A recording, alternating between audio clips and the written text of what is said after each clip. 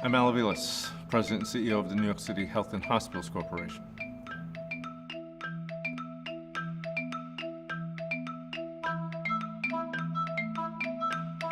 I started at HHC almost 17 years ago at one of our facilities, so I have an appreciation for how important it is to have pride in a given facility, to identify with that facility and its community. But I think one of the important things we've accomplished in recent years is to have people begin to think about HHC more as a system, to combine that pride of their individual facility with a pride of belonging to a larger system that shares a common mission.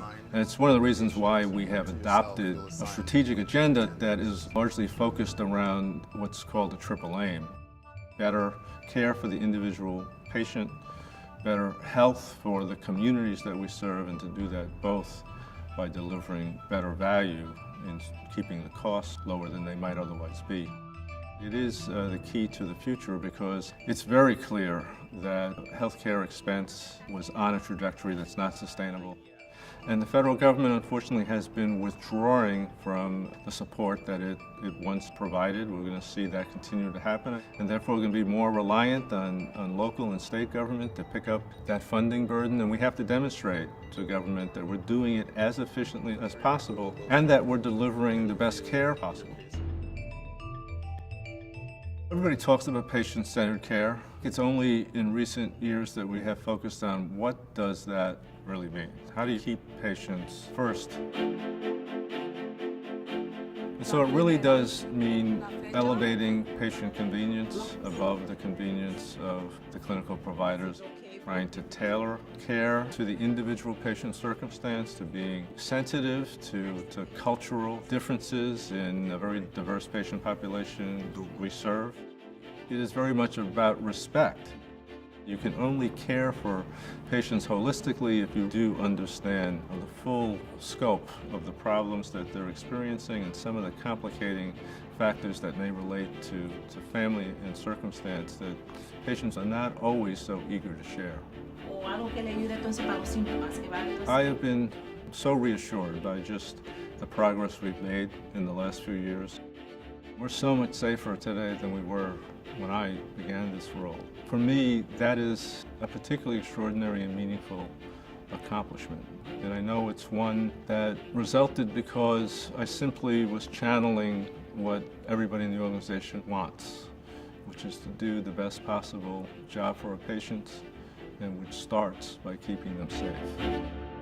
I think there's an increasing awareness that teamwork is critically important going forward.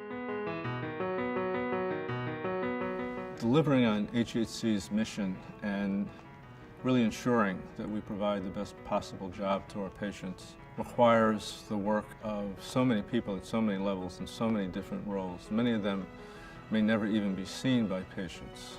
All of these individuals and all of their colleagues play an essential role in allowing our entire system to function, to provide the care that it provides, to meet the needs of patients.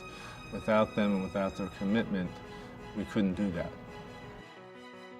Healthcare is so complicated these days and so fast evolving that you really need to have an organization that is continuously learning, continuously improving, and doing that across the ranks of the entire organization.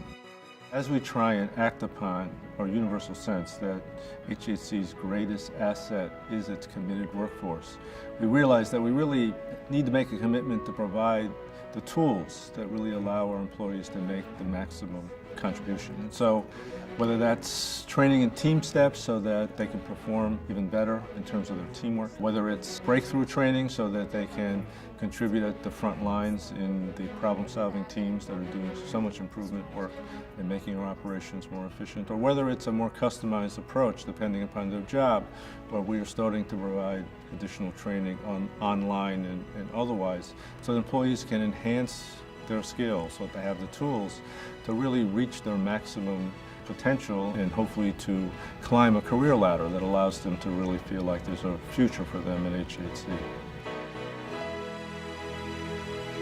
I think HHC always had pockets of excellence. The challenge for us has been and continues to be to ensure that across the entire organization that we have the pursuit of excellence and that we are setting the bar high and that individuals really do believe that they can make things better and that that is within their control. The cart and the shelf number locations I think a very concrete example of the value of our engaging our workforce is the results of Breakthrough Today.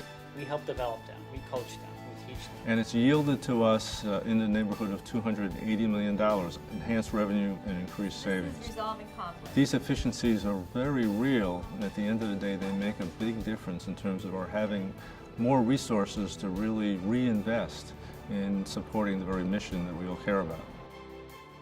There's no question but the next couple of years in particular are going to be difficult. And that's not just for us, but that's for all hospital and healthcare systems. But it's going to be particularly difficult for us because we want to maintain the full measure of our mission of serving the uninsured. And so that is going to require that we not just improve the quality of the care we're providing, but that we continue to make the system as efficient as possible. We fix that.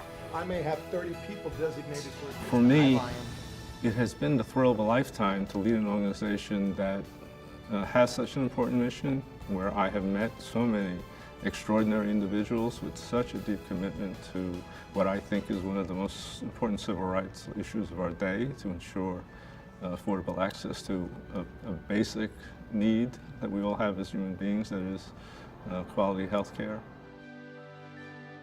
And we have a strategic agenda, which I think is one which will continue to guide us going forward, because it's the strategic agenda that aligns with what's going to be happening in the healthcare environment as we move further and further into healthcare reform. So what we need is just continued focus, continued shoulders to the wheel, a continued willingness to confront the challenges that lay ahead, to show the same creativity and energy that we've seen over the course of the last decade. And with that, we'll continue to move our organization forward, continue to strengthen the mission that we all care about, continue to make HHC successful. Our guiding principles are the key to HHC's future. They are important to all of us, no matter what job we do, and they remind us of how to best serve our patients and communities every day.